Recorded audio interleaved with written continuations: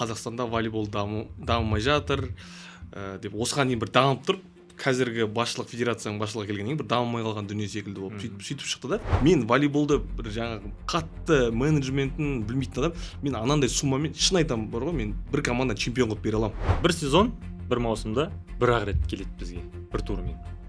Мына мен волейболшыларды аяймын да, біздің профессионалды. Бір күнде 4 матч болса, енді жоқ дегенде соңғы матчқа сол қаланың жанкүйерлері ғана барады, қалған 3 матч бос салу өтеді ғой. Жаңа айтқандай, Надырхан пен Аким бірден әкелген жоқ клубқа. Жаңағыдай былай айтқан кезде показухаға жұмыс жасаған жоқ. Футболда қандай аншлаг болды, волейболда сондай аншлаг болды. Біздер бір 6-дағы ойынға біз 4:30-да барып жүрдік. Мен жетісу ғой, енді біз бала тренер дайындайды. Тренер дайындайды. Иә, бала емес. Бұл жерде баланы дайындайтын тренер ғой. Біздер бірінші тренер дайындауымыз керек сияқты. Ишикаваларға қарсы, кімдерге қарсы? Мусельскиларға қарсы, екінші Санбердс па? Иә. Сантори Самберске қарсы кімдерді шығарды ғой? Асиктарды ойнатты, жандар ойнады. Сол секілді өте дұрыс, өте күшті тактика ғой. Ол кезде бәріміз таңғалдық қой. Трансляцияны айттым ғой, трансляция айтылды. 3 камера қоюға болады ғой. Қиын нәрсе ма? Қиын нәрсе ма негізі? Сәлем баршаңызға. Айбат Кемердің YouTube арнасында алғашқы подкаст десем де болады. Осыған дейін осындай подкаст ұйымдастырмағанбыз. Сондықтан осы жобаны қолға алып жатырмын. Енді қонақ десем де болады. Қазір менің алдымда ютубер, ең бірінші көпшіліктің танитыны ютубер ретінде, блогер ретінде. Ал мен айтар едім, волейболдың жанкүйері және жанашыры Ерқанат Бөкей. Ерқанат, қош келдің. Біздің подкаст қазір Алматыда жазылып жатыр.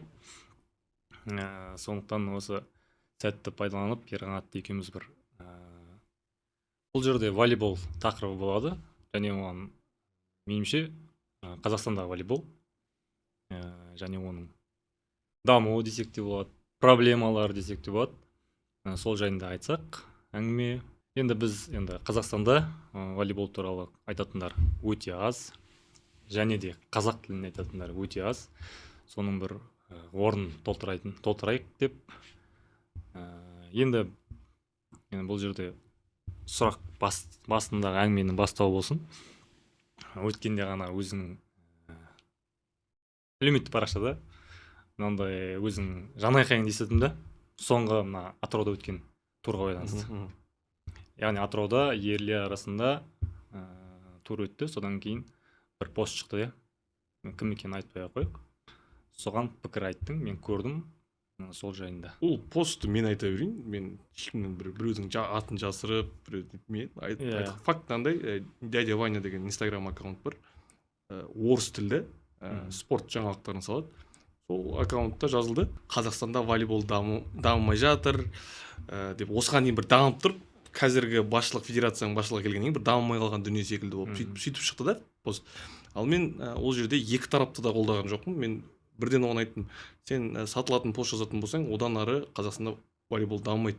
Журналистер қашан өзінің ойынын дұрыс жеткізе бастайды, таза көргенін айта бастайды, сол кезде үлкен астынан мынандай не қалдырып кеттім, пікір қалдырып кеттім, ертеңгісін алды да удалить етіп тастады. Сосын менің дегенім, ол жерде жаңағындай ондай сатылма, таза айт деген секілді. Ол бірден түсінді ғой деймін, және өзінің заказчигіне тапсырыс берген адамына айтқан секілді, мен де хейттің астында қалғым келмейді, сол үшін пост удалить етіп тастаймын деген секілді. Постта кетті. Иә, пост удалить етіп тастады ғой.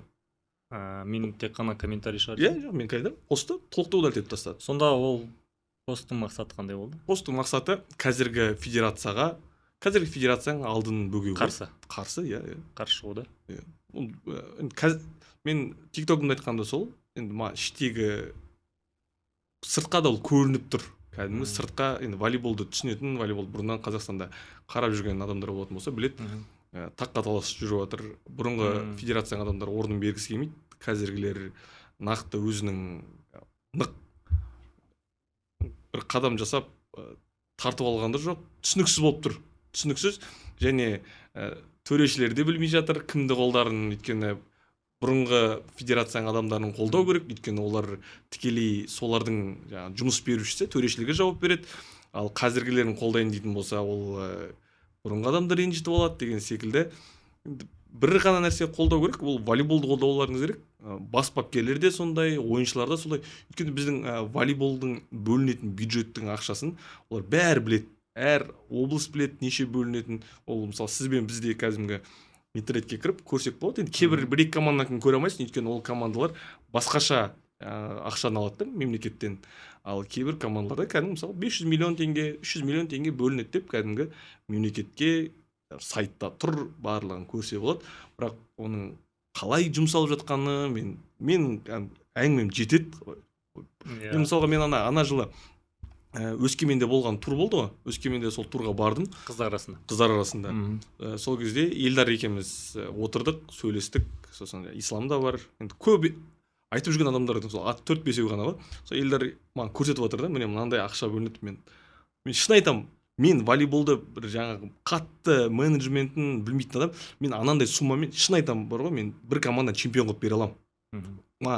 Мен өйткені Ресейде қанша төленетінін де білем, шамамен. Мысалы Ресейден сен екінші высший лигада ойнап жүрген студентский лигадан екі жақсы доигровщик әкеліп бар ғой, біздің лиганы шайқап тастауға болады. Кәдімгідей. Ал біздің Қазақстан нация лигасында сен задача, мысалы сенде 500 миллион теңге бар, сен чемпион болуың керек, келесі жылы 1 миллиард теңге алғың келеді. Аласың Надырхан Қадырхановты ордаға аласың, Акимовты аласың, екінші қылып. Мына жақтан Миша мен жаңағы кімді аласың болады? Усиевті аласың, басқа жаңағы Хандролинді біреуді аласың. Бұл сенде Бөкенді неге аласың? Ливерға. Бұл сенде уже чемпионский задачаға команда бар. Ол команда кемінде тройкада, 100% тройкада. Бізде санаулы ойыншылар дейсің. Иә, вот солар результат жасады. Ана жолғы маған кімнің Жайықтың қазір енді федерацияда бір жақсы Инстаграм жүріп, кәдімгі ұлттық қан жүгірді. Иә, қан жүгірді және бас бапкерлердің сұхбаттар шыға бастады. Енді ол исламның арқасы. Иә, Жайықтың бас бапкері кіммен ойын болды ғой? Жетісумен.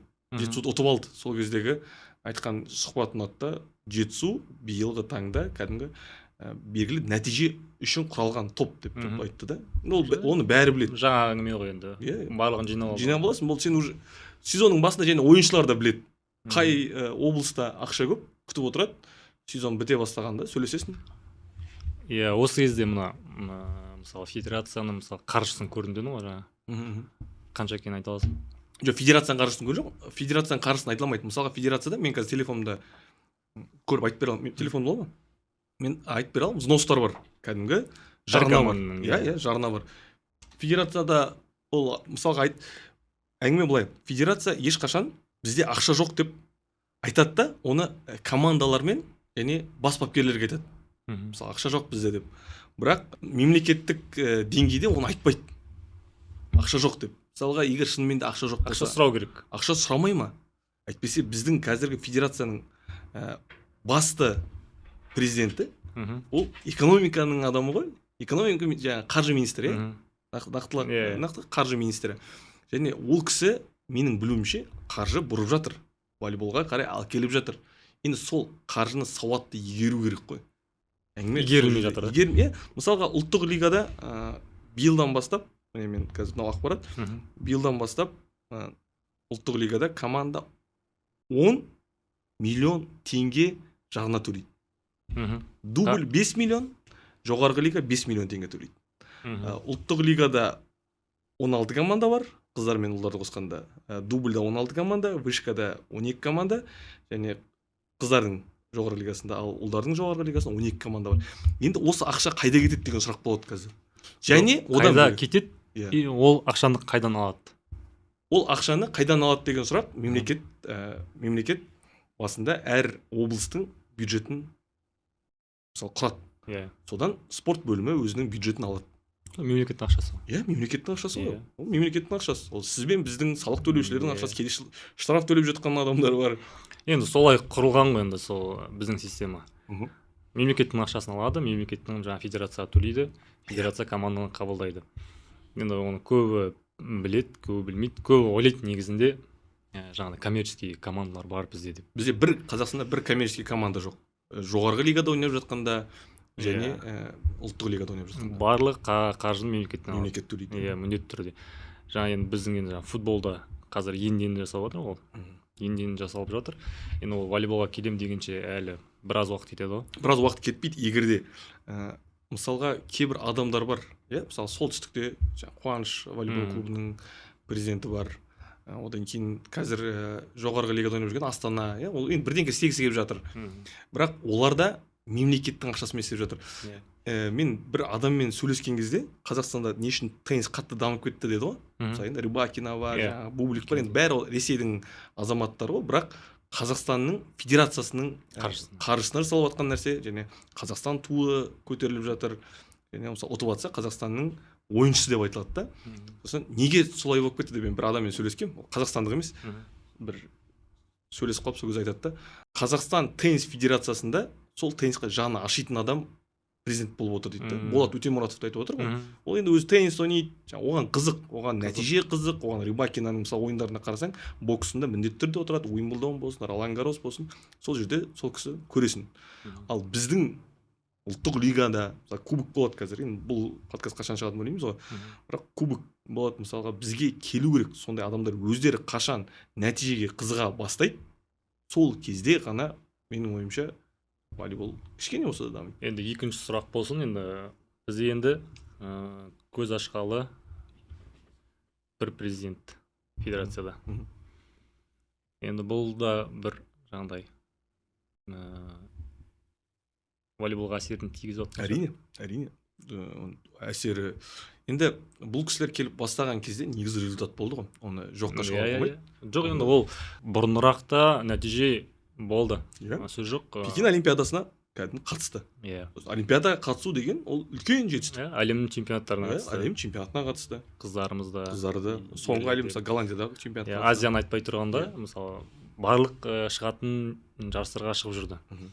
Енді заман өзгерді ғой. Қазір 2025. Енді қазіргі волейбол басқаша дамып жатыр.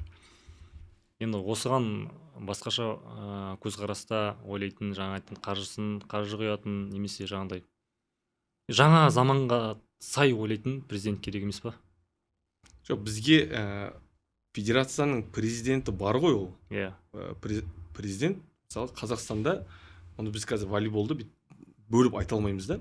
Қазақстанда бір министр болады.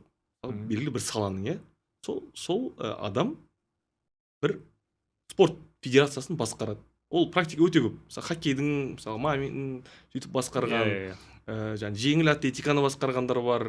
Мысалға біздің қазіргі президентіміз осыған дейін үстел теннисінің федерациясының бастығы болып келді да.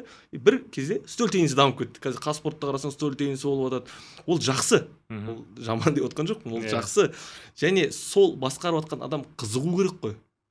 Және ол кісі, мысалы қазіргі біздің президент, менің естуімше федерацияға өзгеріс енгізгісі келеді, және қаржы тартып жатыр. Одан кейінгі сатыда тұрған адамдар бар ғой. Сол кісілер енді екі жақта, мысалға мына ойыншылардың зары болатын болса, ойыншылардың белгілі бір шағымы болатын болса, ол фильтр арқылы өтеді ғой. Ортада тұрған федерация деген фильтр бар. Ол бұлар жаққа, жоғары жаққа қандай ақпарат жетіп жатқанын біз білмейміз ғой. Кез келген жерде, жаңа өзің айтқандай, басшыға байланысты. Басшы қалай жұмысты былай жібереді алға қарай, солай артынан барлығы ереді. Сондықтан да енді бұл жерде басшыны ауыстыру деген мәселе емес. Мәселе де бар, ауыстыру керек па? Мысалы, көп өзгеріс болмауының себебі осы деп естіп жатырмын көбінің. Енді өзгеріс болғанда ол түсінікті нәрсе ғой. Ол түсінікті нәрсе. Енді қаншама жыл ол мысалы бұл подкасттың бірден мақсаты, ой, сіздердікі дұрыс емес деп. Мысалға сен де мен де қазір федерация қоятын болса, біз бірден оны өзгертіп жібере аламыз деп айта алмаймын. Оған кәдімгі командалық жұмыс керек.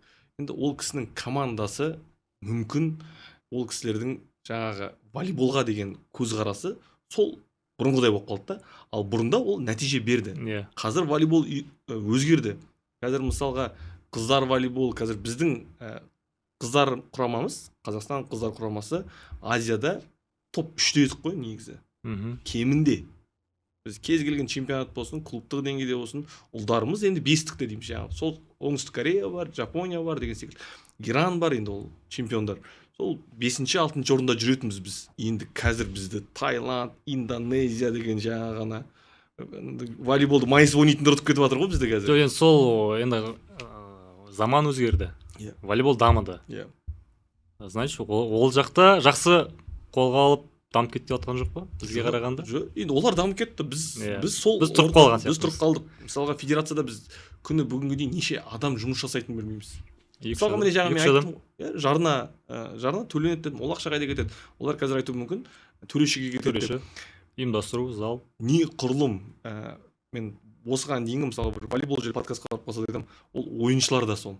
Ойыншыларға барамын, мен көремін ғой, айтсаңдаршы деймін, неге қорқасыңдар? Сендердің бастарын ешкім жұлып алмайды.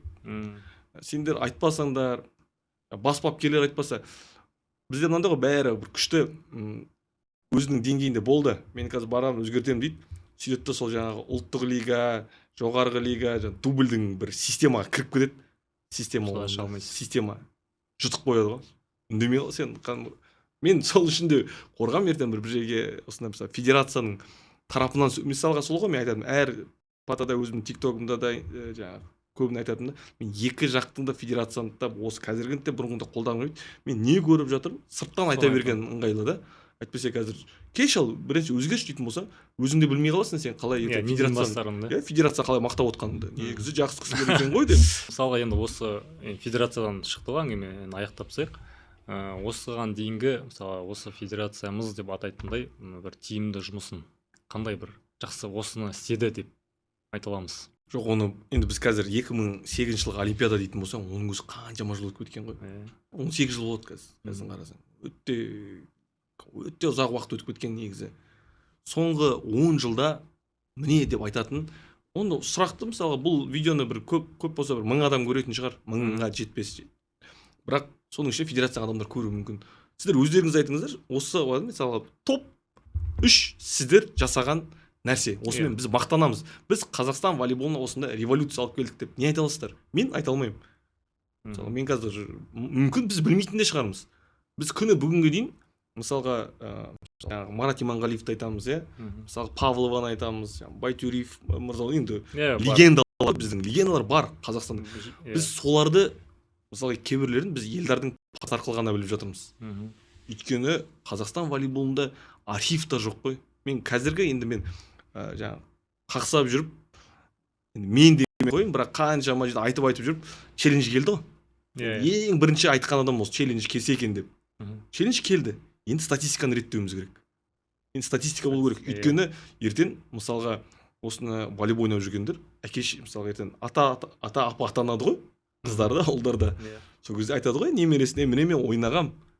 Ал ол заманда чат GPT болады. Немерең чат GPT менің апам ойнады ма дегенде, сол кезде ешқандай ақпарат шықпайтын болса, сен бір өтірік алдап жатқан адам секілді боласың. Осы мысалы жаңа челлендж қашан пайда болды волейболда? Мысалы жарыстарда. Чемпионат, әлем чемпионатында ма?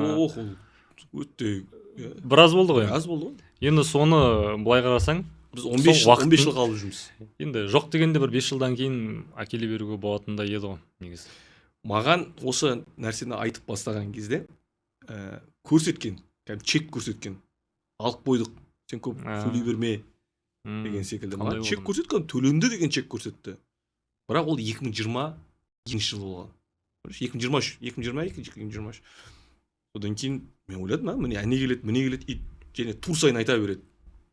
Міне келе жатыр, сөйтіп келгенде міне 2025 болып қойыпты. Қазір енді челлендждің бөлінбес, жарыстың бөлінбес бір бөлшегі болып қалды. Ол тұрмақ ана қазір әуесқой лигасы міне реті келіп тұр да мына жерде. Ана жолы Луговойда болған жарыс. Шу болды. Маған да мысалға енді біздің ауданның, өзімнің облыстың балалары ғой. Финалда жеңіліп қалды балалар. Бірақ енді сол жерде көріп тұрсаң, ол жеңілетін нәрсе емес. Бірінші орынды алу керек балалар. Өйткені сол жерде отырған балалар челлендж жасап көрсеткен ғой. Ана жігіттің торға тиіп кеткені, доптың алаңға түспегені деген секілді. Ең болмағанда бір адамды отырғызып қойсыңдаршы. Қазір дамыған заман ғой. Осы енді челлендж келгелі волейболымыз сәл қызығырақ бола бастады. Өйткені Казспорттан да қараймыз ғой. Казспорттан қарағанда енді повтор бар. Қайталап көрсетеді. Сол арқылы көресің. Жаңағыдай мысалы торға тиіп кететін моменттер болады. Бірақ төреші басқалай береді. солай үнемі болып отырады да. Мысалға челлендж қазір өзгерді ғой. Бізге қазір тек қана торға тиді және тосқауылға тиді деп қана көретін шығармыз. Және алаңға түспеді деп қана көреміз. Енді қазіргі таңда ол біз енді мойындауымыз керек. Егер Ресейде қазір соғыс болмағанда, Ресейдің чемпионаты әлемнің үштігіне кіреді. Қазір Италия мықтырақ шығар енді қазіргі таңда. Бірақ сол неде Суперлигасында ол жақта қарсыластың алаңында ойнады, ойнамады деген не бар. Мүмкіндік бар көруге. Өйткені екінші допты қарсыластың алаңында ойнап пас беріп жіберіп береді ғой, мысалы. Сондай мүмкіндік бар да көруге. Ол әлемде жоқ. Мысалға мен соңғы ұлттар лигасын жүргіздім ғой. Сол кезде мен ойладым, сондай бар шығар деп. Өйткені мен Суперлига көріп жүргеннен кейін ойлайтын, бар шығар деп. Сөйтсем ондай запрос жоқ. Сен ондай бере алмайсың. Ресей жасап қойғанда соғыс болып жатыр елде. Бірақ сондай бар. Бізге ең жоқ дегенде подачаның сызығы керек, сетка қарайтын керек, жаңа блокаут керек. Жоқ дегенде осы кішкентайдан бастап бізге енгізу. Бірақ жоқ дегенде деп біз өзіміз жетпейміз, біз талап етуіміз керек. Мысалы миллиондаған ақша төленіп отыр ғой. Тосын жоқ қойын қазір. Біз талап, енді соны мен білмеймін қазір қаншама адам айта бермесе.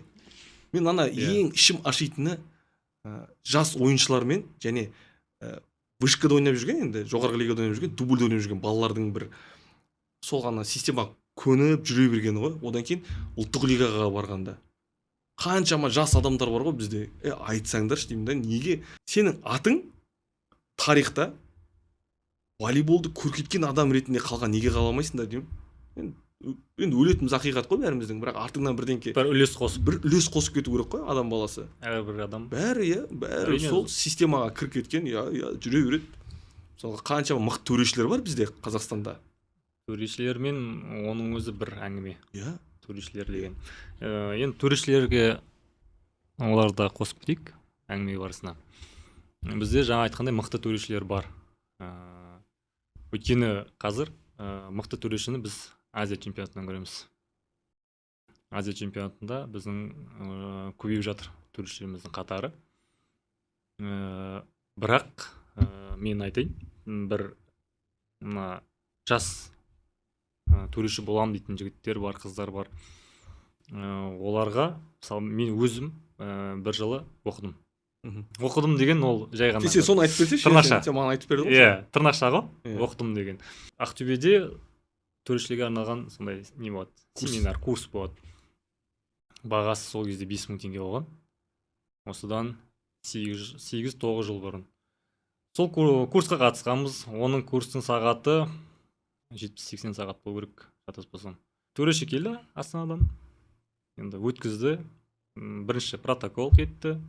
Одан кейін игровой моменттерді қарадық. Практика екеуі жүріп өтті. Бірінші күні жаңағыдай протокол үйрендік. Сосын жаңағыдай немен презентациямен бізге төрешілікті үйретті. Қалай, қай кезде қандай, бізде енді төрешілерде жест қой. Соларды көрсетуді үйретті.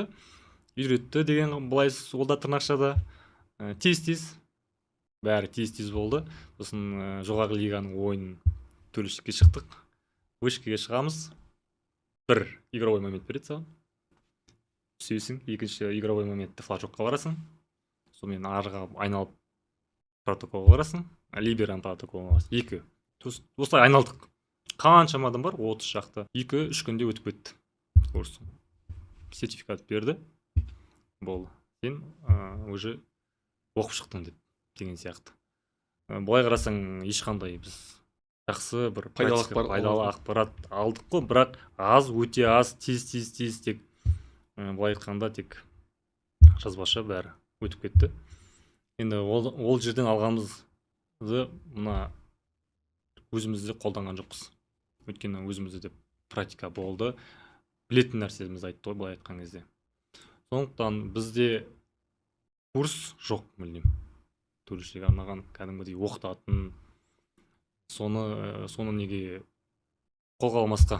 Оны қолға алу үшін кәдімгідей жастарды тартып, қазіргі Азия чемпионатына қатысу үшін, төреші болу үшін ағылшын білім керек. Ағылшыннан басталады ол бәрі. Соны курсты меніңше жаңа спорт академия бар. спорт туризм бар. Мен Алматыда балалар бар, сол бізде Алматыда волейбол федерациясы бар ғой өзінің жергілікті, сол жерде өтіп жүрген, барған. Енді бізде Қазақстанда Юлия Акулова бар ғой, әлем чемпионатының жартылай финалын жүргізген қыздар арасында да. Енді ол өте үлкен деңгей. Ол өте үлкен деңгей негізі. Түсінген адам үшін бізде мықты төрешілер бар. Айдос Ахмет, Кабылбекова шығып жүр. Нұржан ағамыз шығып жүр. Негізі көп айта берсең, жаңадан мен осы жақында да көрдім, бір-екі жігіттің қосылып жатқан Азия чемпионатының. Ол қуантады, бірақ жаңағындай ниеттенген негізі жігіттер өте көп, қыздар. Осындай деңгейге шығып. Бірақ бізде сондай жаңағындай оқыту жоқ, меніңше. Оқыту. Білмеймін, естімейміз өзіміз. Енді ол тағы да қазір федерацияның жұмысына тірелеміз. Жұмысына тірелеміз, бар. Енді мен мысалға мүмкін біз федерациядан аса бір үміт күтетін шығармыз деп ойлаймын. Арасында өзім де ойлаймын ғой. Біз енді екі тарапты да көруге тырысамыз ғой. Бір тарап жақтан айта бермейміз, көреміз. Бірақ менің ойымша енді барлығы егер қаржыға келіп тірелсе, жақсы. Бөлінген қаржы бар. Одан кейін федерацияның өзінің қазіргі әлеуметтік желісіне, Инстаграмға кіретін болсаң, біздің серіктестер деп қойып қойған да. Серіктестері бар. Кімдер бар? Ол жақта қазір-ақ көре саламыз оны. Серіктес түк қиыншылығы жоқ. Партнер да? Иә, міне біздің серіктестер дейді. Евразия Food Corporation. Міне, бұл серіктестері. Мысалы, жарнама болсын осы кісілерге. Волейболға Самұрық Қазына деген. Самұрық Қазына кезінде Астананы чемпиондар лигасына шығарған. Самұрық Қазына Қазақстанда білмейтін адам жоқ шығар. Бұл кісілер де біздің Қазақстан волейбол федерациясының серіктесі. Одан кейін спорт қоры деген бар. Спорт қоры одан бөлек Қайрат футзал командасының серіктесі. Спорт қоры Барыс хоккей клубының серіктесі.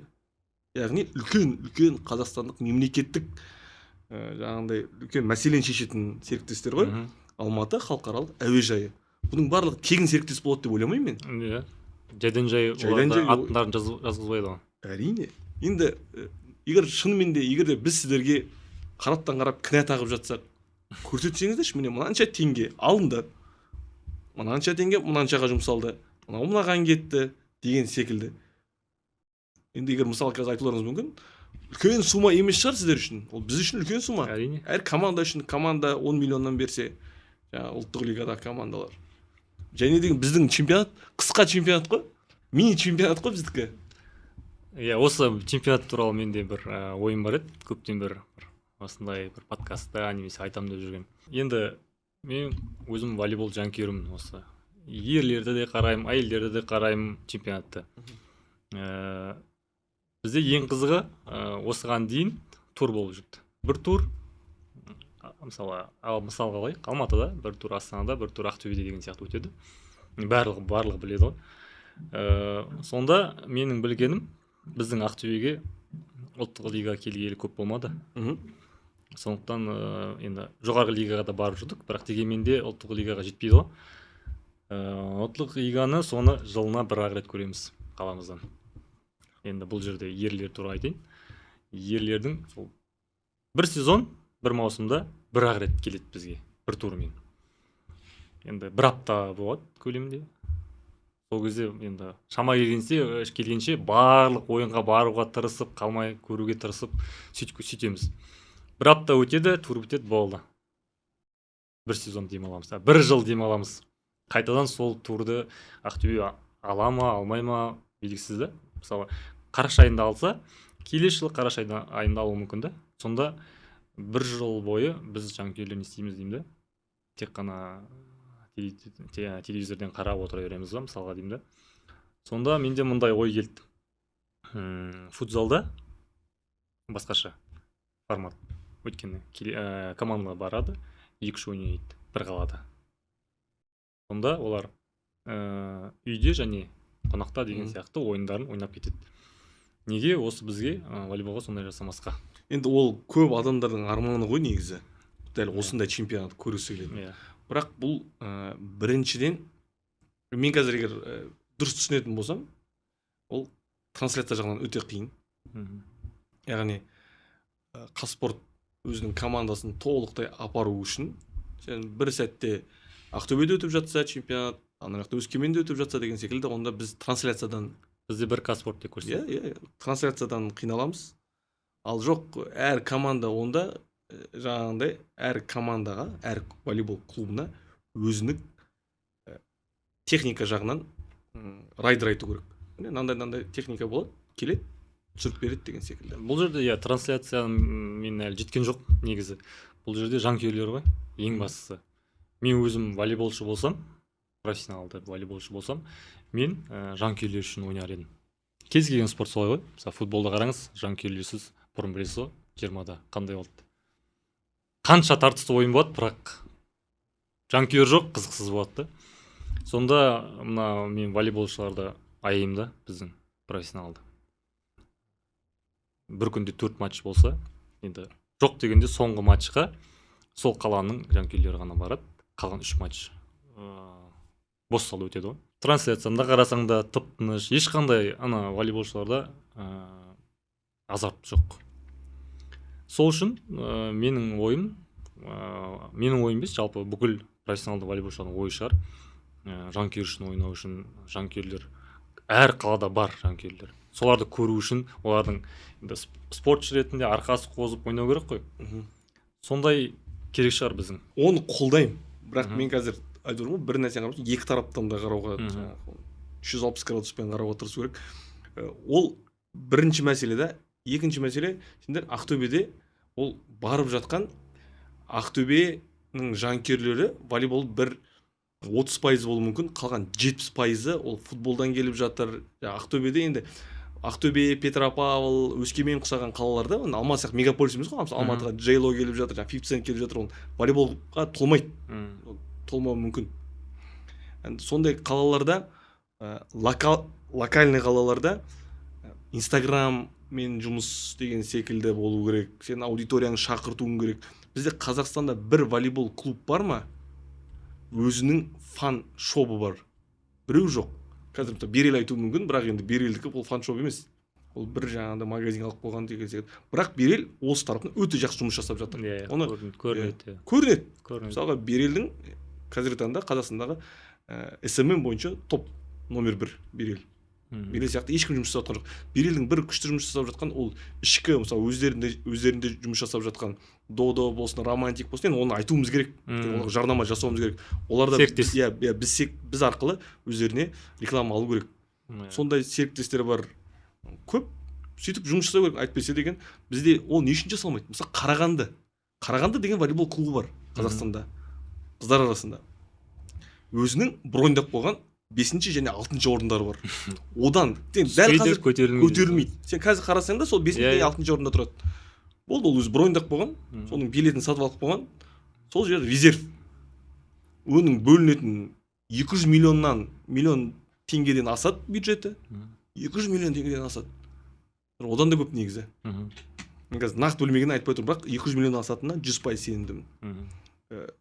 Болды, сол клуб, оның инстаграмы бар ма, не істеліп жатыр, кімдер ойнап жатыр, ешкімге қызық емес. Әйтеуір 5-ші, 6-ші орынды алады жылдың соңында. Бірақ бар, клуб бар. Енді Қазақстанда егер де бір адам қызықса, ол мемлекетке, облысқа қызықса, ona чемпион болуға боларын Тұран дәлелдеді ғой. Бір жылда чемпион бола салды Тұран. Сананар клубын аласың деген секілді, бір Қытайдан легендарик білесің деген секілді. Бізде оның проблема өте көп. Ол тек қана федерация, енді федерация талап етпейді. Командалар оларға да бәрібір ғой. Мектеп секілді ғой, ай дейтін ажырық, қой дейтін қой жоқ. Егер де мұғалім талап етпесе, сен қинап өз-өзін сабақ оқығың келмейді ғой. Мектепте сондай ғой. Сол секілді, мына жақта дәл сондай. Федерация талап қоймайды командаларға. Командалар өзінің білгенін істейді. Федерация білгенін істейді, командалар білгенін істейді. Соңында волейболдың деңгейі осы. Негізі қарап келсең, барлық жағынан қарасаң, біздің соңында алатынымыз осы. Бұл жерде жаңа енді өзім Ақтөбеден болғаннан кейін Ақтөбенің қалай Ақтөбеде дамыды, осы именно профессионал тұрғыдан дамығанын көзбен көрдім. Шынымен де осы 0-ден бастап осылай қазіргі деңгейге жетті. Бірден келіп, жаңа айтқандай Надырхан пен Аким бірден әкелген жоқ клубқа. жаңағыдай былай айтқан кезде показухаға жұмыс жасаған жоқ та басынан. Алихан деген спорт клубының ағаның аты.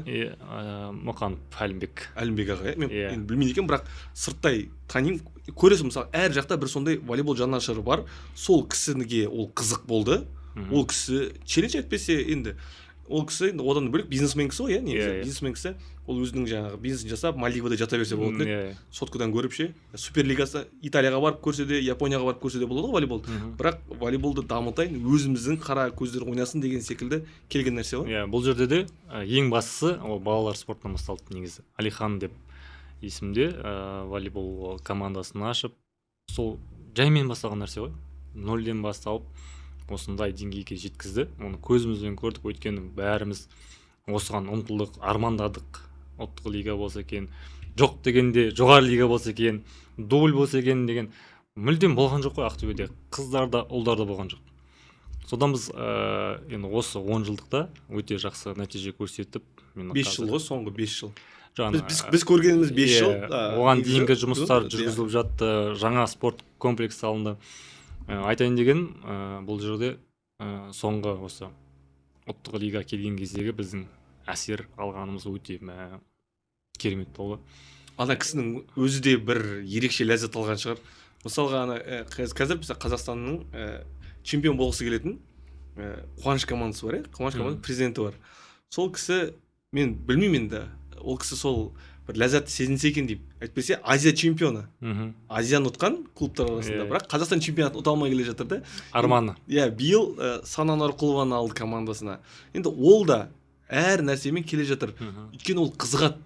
Мен ойламаймын, кейбір кісілер соңында өз қаражатын құйып жатқан жоқ. Ол жерге сол волейболға қызығатын адам келсе болды. Сен артық ақша жегізбейсің, былайша айтқанда. Артық ақшаны басқа жаққа ысыраптамайсың. Сен мемлекеттен бөлінген 200 миллионды, сол 200 миллионды волейболға құртасың. Өйткені сол волейбол қызық қой. Ал егер де волейболға қызық емес адам болатын болса, ол мемлекеттен 200 миллион алады да 100 миллион волейболға құртады, болды. Жаңағы әңгімені аяқтап тастайын. Сол кездегі жаңа әсер деген мықты кәдімгідей көріп жүрген ойыншылардың ойынын көріп, былай айтқанда аузымыз ашылып, енді жанкүйер деген толып кетеді. Орын жоқ.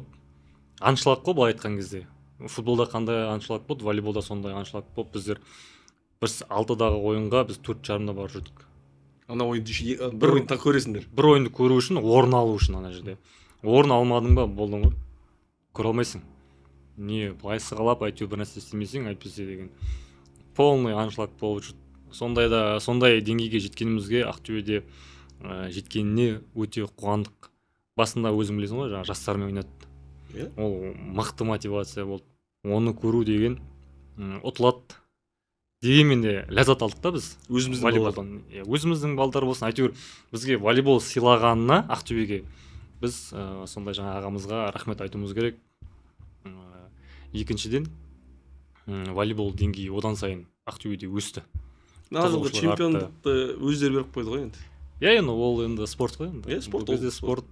Бұл кезде айтайын деген тағы да бір қосып айтып кетпеуге болмайды бұл жерде.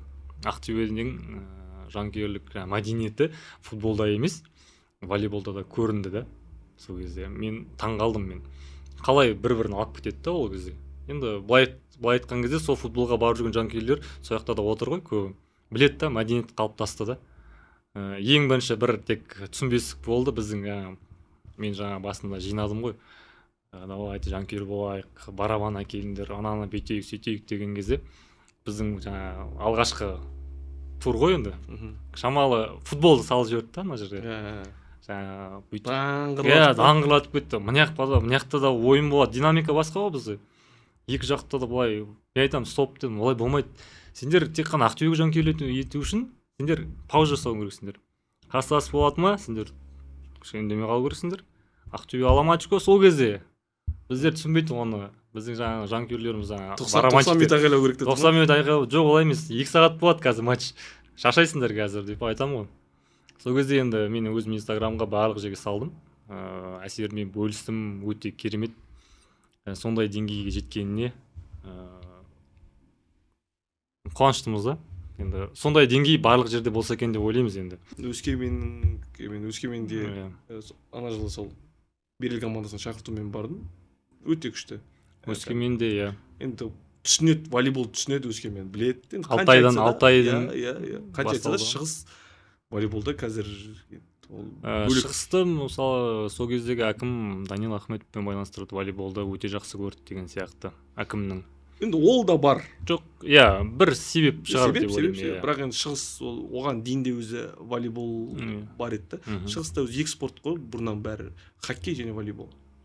Шығыстың торпедасын ол бұрында СССР кезінен біледі. Александров деген секілді. Ал қазіргі ойыншылар шығыстан бір жақсы қазір бір енді жастар өсіп келе жатыр, көреміз не болатынын. Шығыстан жақсы бас бапкерлер де шығып жатыр. Жаңа айттым ғой, Ақтөбе негізі балалар спортынан бастап өсті. Сондықтан балалар спортын қазір айтып кетсек, балалар спорты қазір кез келген жерде жақсы дамып жатыр деп ойлаймын. Балалар спорты дамығанда мынандай болып қалған сияқты, өте көп жекеменшік клубтар көп, бірақ нәтиже көзқарас. Мен мемлекеттік спорт мектеп бар қазір бізде. Ол жерде мен де өзім жасадым. Жекеменшік волейбол клубтары деп атасақ болады, академия деп атайды. Соларды көбейіп жатыр. Көзқарасың қандай екеуіне? Мен көзқарасым, мен өзім бас бапкер болмағаннан кейін білмеймін, бірақ мен өзімнің ойымды айтатын болсам, бұл жерде таза тренер болу керек, кәдімгі педагог болу керек. Өйткені кезінде аяқта ойнаған бала деп тренер бола салмайды. Ол футболда да ол дәлелденген нәрсе да. Футбол әлемнің номер 1 спорт па. Қаншама ұлы футболшылар бас бапкер бола алмады. Бұл жерде сонда әр клубқа кез келген демей-ақ қой, енді жалпы тартылып жатқан жаттықтырушылар сапасы да. Жаттықтырушылардың сапасы өте жақсы, жоғары болу керек, кәдімгі педагог болу керек, балалар түсінетін болу керек. Дәл қазір көптеген бас бапкерлердің қатесі белгілі бір мектепаралық жарыс тұтсам, жаңағындай деген секілді балалардан нәтижені дәл қазір сұрайды.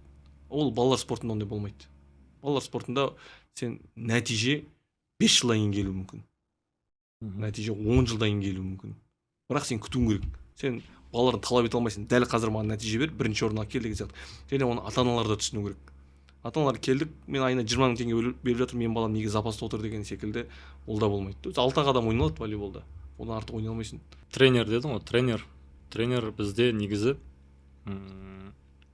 осы волейбол спортындағы жаттықтырушыларға жетіспейтін нәрсе көп. Ең бірінші білім жетіспейді. Неге? Өзімде осы жаттықтырушының жолын бастаған кезде ең бірінші менде не болған жоқ, білім болған жоқ. Ізденбе, оқыма, бәрі білімді мен ала алмадым. Оқыдым да, курста оқыдық, кітапта оқыдық, ютубта да қарадық, барлық жерде ізденіп қалған кезде бізде ең бастысы бізде волейбол спортына байланысты бағыт жоқ Қазақстанда. Бір жақсы танитын футбол тренері болды. Бар.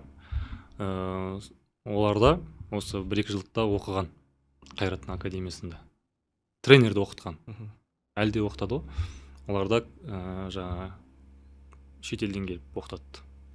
Футболдың тренері. Олар айтады, сол жаңа футбол тренерінің айтқаны, бізде бір поляны мысалы 6-ға, 7-ге, 8-ге бөліп тастаймыз. Оларда басқа, менталитет басқа да, үйрету.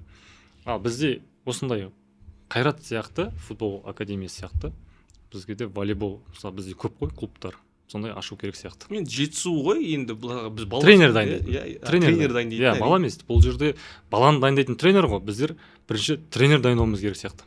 Біз осы Қазақстан бойынша оқытуымыз керек сияқты. Және өте дұрыс айтасың. Біз мысалға Барселонада Ла Масия бар, Ла Масияда жалпы қандай стиль ойнайтыны жоғарыдан түсінікті.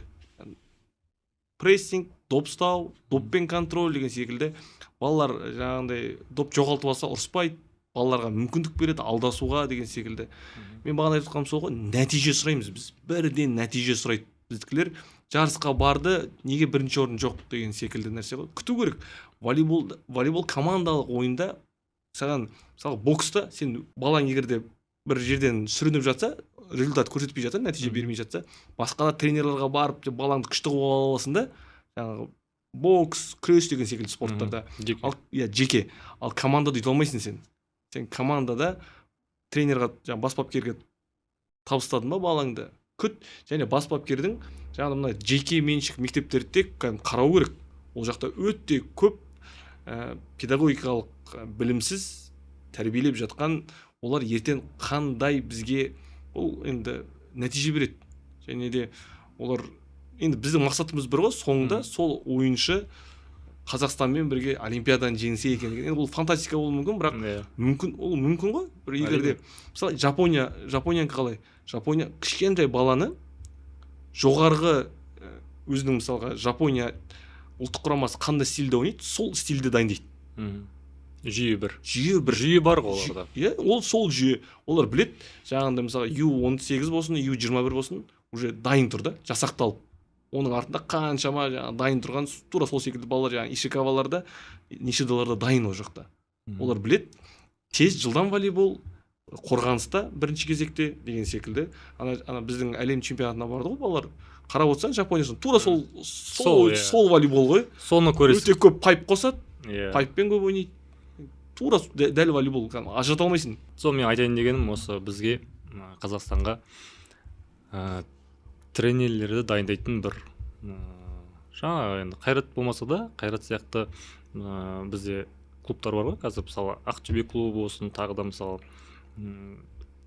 мысалы кеттеретін көп қой. Солар Жетісу, сол жақтан шығу керек қой бізге. Қолға алса деймін да. Кез келген клубтың академиясы болу керек қой негізі. Солар академияны дамыта отырып, осы бізде волейбол тренерін дайындаса дегенде кім оқысы келеді, қаржысын төлеп барып оқыса, жоғары квалификация үшін тренер шақырса, мен де мысалы өзім тренерім ғой, өзім де барып оқыр едім. Барлық системасын біліп, жаңағыдай офысынан бастап, техника қою, көп қой функцияны бәрін үйретсе, мен қазір-ақ барып оқитын едім да. Ондай бізде жоқ болып тұр да. Енді оны мысалы онда федерацияны талап ете алмаймыз, бірақ клубтар сол жағында, енді бізде айтып отырмын ғой, бізде клуб тереңірек қарайтын болса жақсы да. Бізде Қазақстанда ойнайтын қыздар дефицит. Мысалы мен айтып отырмын ғой, бір ғана турға бардым, Берелдің қарап отырдым да айттым, бір қазақ қыз жоқ екен ғой, пас беретін дедім ғой. Дефицит, бұл позицияда ма? Иә. Кімді айтасың сен? Айтшы маған, бір командада қазақ қыз пас беріп жүрген қызды айтыңдаршы. Ол қазір сен тұрған оларды айтпай қой. Кәдімгі топ 3-те, 4 команданың ішінен біреуді айтшы. Қазақ қыз пас беріп жүрген қазақ қыз бар ма? Бұрын ертеректе шамалы Ботагөз болған. Ботагөз деген ойыншы. Иә. Ол енді қазір ертерекке кетіп қазір ерте болғанда мысалы Шаргородская, Майя анаяқта беріп жүрген, Сладжан Амиркович, үнки сондай қыздар. Бұл позицияда егерде жап-жақсы ойнайтын болса, ертең зарплата нормальный сұрауға болады қыздарда. 5 миллион кемінде сұрауға болады. Бірақ сол зарплатаға сай ойнайтын қыз жоқ та. Мен қарап отырдым, көп, өте көп. Бізде мысалы біз айта береміз ғой, бірақ қазір түбінен қазатын болсаң, соңында дефицит жақсы волейбол қазақ қыздар өте аз. Әйтпесе Сана Анарқұлова орын басатын уақыт келді ғой. Бірақ әлі Сана шығар, нәтиже жасап көреді. Ол біздің де қыздарға да айтпесе мысалға күні бүгінге дейін де ұлдар чемпионатында сол, мысалы Хандролин қанша жыл болды жүргеніне. Бас беріп, оның да орнын басатын кез келді. Ол үшін енді біріншіден жақсы сенетін тренер керек, және дәл қазір енді ол облыстан да қаладан да ақша бөлгеннен кейін оларда нәтиже сұрайды ғой. Ал нәтиже үшін сен мықты ойыншы аласың. Жаңа енді соңында бір сөзінде айттың ғой, жапондық стиль жаңа әлем чемпионатында көрдім деп. Енді бізге осы сенсация деп айтуға бола ма, болмай ма білмеймін. Соңғы әлем чемпионаты сенсация ғой. Сен үшін сенсация болды да? Иә, сенсация. Күтпеді ғой ештеңе. Иә, былтыр екен ғой. Азия чемпионатына барды ғой. 5-ші орынмен әлем чемпионатына өтті. Енді сол жастарымыз туралы. Енді ол жастардан мен ол команданың бірден бір нәтижесі тренермен де байланыстырамын. Трикозбен. Маған психологиясы, ойыншыларды мен жұмыс жасау өте керемет. Көрініп тұр. Әр ойыншы байыпты, кәдімгі сөйлеген кезде де мысалға Ақтөбеде жүргендегі тайм-ауттағы ақылдары артық ештеңе жоқ. мына мәдени Өте күшті айтады, тік береді. Мысалға жаңағы неде клубтар арасында әлем чемпионатына барды ғой Жапонияға. Сол кезде бірінші кіммен Ишикаваларға қарсы, кімдерге қарсы, Мусерскиларға қарсы, екінші Санбердс па? Иә. Сантори Санбердске қарсы кімдерді шығарды ғой? Асиктарды ойнатты, жандар ойнады. Сол секілді өте дұрыс, өте күшті тактика ғой. Ол кезде бәріміз таң қалдық қой. Бұл қалайша деп. Түсініп тұр ғой, ол деңгей бөлек екен. Керісінше бұл балаларға бұл мүмкіндік беріп, тәжірибе деп тұр ғой. Және сол ойында да мен көрдім. Жаңағы 121-ге оралатын болсақ, балалар трикозды тыңдады. Және осы бір болашақ, енді бұл бас бапкерлерден бөлек бір жақсы келе қалды ғой балалар. Яғни бек келе қалды, жаңағы пастағы ана климда дайын бола қалды, асикта бар, мына жақта бір күшті балалар өсе келді да. Мен осы туралы айтып кетейін. Осы негізі бір жылдары осы құрам U17-ге бармақшы болды негізі. Өскеменге барып барамын. Ақша жоқ деп федерация қуып жібергенде ма? Өте бір өкінішті сәт болды сол кезде. Бір барлық осы жастағылар осы құрам. Сол кезде Өскеменге жіберіп, сборда дайындалды олар. Жаңа неде Өскеменнің несіне жатып жаңа. Сбор өтті ғой? Сбор өтіп, тренерді танимын апарған. Ол тренердің мотивациясы өте жоғары болды. Дулат Асанның тренері, әріптес болғанбыз. Мотивациясы өте жоғары болып, сол балдардан өте үміт күтіп барып, енді біз ауылдан осылай шығарып салдық қой балдарымызды бәрін. Бір күні жаңағыдай бармаймыз дегенде өте өкінішті болды. Және сол кездегі балалардың үйлеріне қайтып кеткені, жете алмай жатқаны, ақша бөлінбеуі. Мен есімде ол бұл жерде айтып кету керек, өйткені бір былайша айтқанда енді федерация бұл жерде тағы да қайттан жамандағанда негізі бұл жерде айтайын дегенім сол кезде барғандағы ой деген ой ғой. Енді барғандағы ойдан бұрын мен балалардың соңында қайтатын ақшасы болмағандайын білемін. Қайтар ақша болмай соңында жаңағы таксимен қайтып, бұлар Астанаға келіп солай қайтты ғой. Жоқ, сол кезде сол состав құраммен жаңағы барғанда ол оған дейін негізі бұл нәрсе өтте жаңағы қаржыға келгенде қазір федерацияда күні бүгінге дейін федерацияның ұлттық құраманың ойыншылар алдында қарызы бар. Күні бүгінге дейін міне 2025-те жазып отырмыз ба? Қарызы бар. Ол анау қаншама жыл бұрынғы қарыздары бар. Енді естігемін. Жетеді. Негізі айтатын нәрсе бұл подкаст бір 40 минут, 50 минут болуы мүмкін. Бірақ соны айту арқылы, мысалы қарапайым адам сіз не істей аласыз? Сіз лайк басасыз, комментарий жазасыз, бұл видеоға актив жинайсыз. Көру керек та, көретін нәрселер. Мүмкін жоғарыдағы адамдар ойлап жатқан шығар, шынымен де волейбол дамып жатыр деп. Өйткені U21 жаңағындай сенсация жасаған кезде ойлады ғой, ой, болды. Оған дейінгі бәрін. Оған дейін күшті келе жатырмыз. Олимпиада ұтамыз деп ойлап қалуы мүмкін ғой. Бұл мүмкін. Алданып қалады ғой кейбір адамдар. Сол себепті есту керек. Мән негізі естейтін адам болатын болса, айтатын нәрсе көп. Проблема көп, айтатын әңгіме көп. Соның біразын айттық деп ойлаймын. Әлде бұл тақырып жабылмайды. Ашық күйінде қалай берсін. Мысалға айтады ғой, мынандай бүйтіп жазатын болсаң, бүйтіп бастайсың да U21 деп жазасың. U21-де қаншама блок бар. Жаңағы ұлттық лига жетеді. Жоғарғы лиганың анандай YouTube-тағы түсірген видеосы не анау? Ол трансляция, ол бөлек әңгіме. Жалпы, айтатын әңгіме көп, біздер айту мүмкін. Отырып алып айтуға оңай бәрі деп. Бірақ біз айтпасақ, жоқ, мен кейбір нәрсенің шешімін білем. Мен мысалға сол біреуін қандай? Мысалға, мынаны осылай жасауға болады ғой. Трансляцияны айттым ғой, трансляция айтылды. 3 камера қоюға болады ғой. Қиын нәрсе ма? Қиын нәрсе ма негізі? Кейбір анандай ашық бір еске алуға арналған турнирлардың TikTok-тағы трансляциясы жақсы ғой. Баяғыда Жұлдыз Лиганың трансляциясы. Жұлдыз Лиганың, мысалы біз екеуміз ойнаған Жұлдыз Лиганың трансляциясы әлде қайда күшті. Комментатормен. Комментатор қоясаш, болды ғой. 20-30 мың теңге төлесе, жүргізіп беретін балалар бар. Сол жақта айтпақшы, осы жерде комментаторсың, мен волейбол жүргізіп бір болған жоқ, бірақ жүргізіп жүрмін ғой волейбол. Бізде қазақ комментаторы осы волейболда жоқ қой. Бізде волейболды кім жүргізеді? Бізде футбол жүргізетінде комментатор жүргізеді. Сондықтан бізде өзім көргендіктен волейболды бере алмайды. Біріншіден мен айтайын ба қазір, сөзім бөлейінші. Юлия Акулова, жаңа айттым ғой, жартылай финалды жүргізіп жатыр. Юлия Акулова жүргізіп жатыр. Түркия мен Италияның ойыны, жартылай финалда. Юлия Акулова бір адам айтқан жоқ қана, біздің қазақстандық адам деп. Бір адам, енді мысалға ойлаңдар, сендер әлем чемпионатында Испания мен Аргентина ойнап жатсын. Қазақ төреші барып жүргізсінші, 90 минуттың 85-ін айтамыз ғой біз. Біздің деп Равшан Ирматов Өзбекстаннан келіп жүргізіп еді ғой. Баяғыда. Шүкір ме еді? Түрк. Жүнейт Чакыр. Чакыр, қалай айттық? Сол сияқты, сол секілді ғой. Мақтанатын нәрсе ғой негізі. Енді бар бір-екі комментаторлар бар, білет волейболды, бірақ анандай. Мен жоқ деп жатқан жоқпын.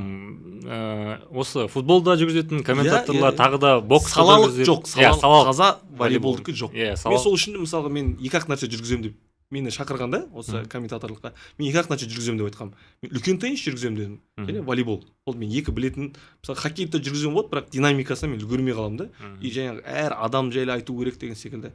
Теннисте екі адам ойнайды, ал волейболды енді тереңірек білгендіктен. Сол ғой. Тереңірек білмегендіктен волейболды бізге көрермен ретінде, жанкүйер ретінде сезіндірмейміз да. Комментатор қазір футболдың бір бөлшегі болып кетті ғой. Қазақ комментаторлары қазір футболдан баятсан жарып жатыр. Сөздері бар, жақсы. Сол бізде қазақ волейболында, қазақ тілді комментаторлар, мен білем, енді эмоция бере алмайды көбінесе. Волейболда эмоция тез беріледі ғой. Тез алынады. Динамика тез алынады. Өзімді көрдім, трансляцияны көрдім. Жақсы, өте жақсы өзім. Енді ол түсінетін адамның білесің. Қызығып жүргізгенде, мысалы мен көп жерде ол жақтан маған бір эфирға 15-20 мың теңге төлейді. Енді мен мысалға басқа жұмыс жасасам, сол ақшаны тауға болады да. Бірақ айтын жарайды жүргіземін. Қызығушылық. Өзіме де қызық болды да. Мысалға жүргізе аламын ба деп. Және анандай матчтарға күшті да. Италия мен Италия, Франция деген секілді Жапонияның матчтарын көрсең, болды, кіріп. Мен 3 сағат, 2 сағат кейбір комментаторлар енді айтады, тезірек бітсе екен, 3-0 болса, қайтсақ екен. Мен 3-2 болса, кіріп кетемін ғой, 3-2 тайбрек болса, болды ішінде. Волейболдың бір қызығы, ол білмейсің ғой, қашан бітетін. 2 сағатқа, 3 сағатқа созылады. Біреу матчбол жаңағы матчқа подача беріп жатады. Болды, бітеді деп отқан кезде 5-ші партия көріп отырасың ғой. 5-ші партияның өзі кейде алында Ақтөбеде болған. 38-де 36. Соны көбісі сатылған ойынды айтамын да, ондай нәрсені сен сатып ала алмайсың деймін. Мүмкін емес. Маған да сөйтіп жазды. Көп адам жазды. Ставка тігетіндер ғой деймін. Негізі ставкаға жеке өзім қарсымын. Қарсымыз. Сосын маған жазып, бірақ сен неге соны айтпайсың? Сен ақшаға тауып қалдың ба деймін да. Ақша тіксең сенің проблемаң ғой. Волейболда 26-24 деген счет жасау өте қиын. Өте қиын. Ол мысалға сен келісіп алсаң да, жаңа поле орам деп аут ұрып жіберуің мүмкін, блок аут болып кетуі мүмкін да. Ондай нәрсені нету өте қанша 38-де 36 деп бітті. Жақсы, осымен қорытындыламаймыз. Тақырыптарды ашық күйінде қалдырамыз. Бізбен болғандарыңызға рахмет. Тіркеліп кетіңіздер. Лайк басыңыздар, комментарий жазыңыздар. Ол ютубтың салт дәстүрі. Рахмет. Жақсы. Тағы да подкасттарда кездесеміз деп ойлаймыз. Көріскен.